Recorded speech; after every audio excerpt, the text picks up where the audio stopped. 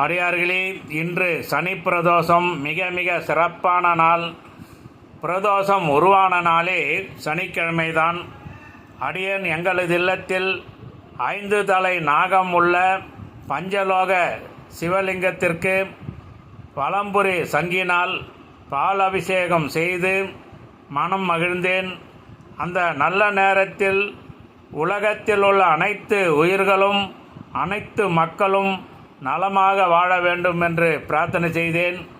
நமது அடியார்கள் இன்று சனி பிரதோஷத்திற்கு சென்று நந்தியம்பெருமானுக்கும் சிவபெருமானுக்கும் நடக்கின்ற அபிஷேகம் ஆராதனையை பார்த்து சிறப்பாக வாழுங்கள். அடியேன் எங்களது இல்லத்தில் அனைவருக்காகவும் அனைத்து உயிர்களுக்காகவும் சிவபூஜை செய்து சிவபுராணம் பாடி இப்பொழுது பூஜை செய்து கொண்டிருக்கின்றேன்.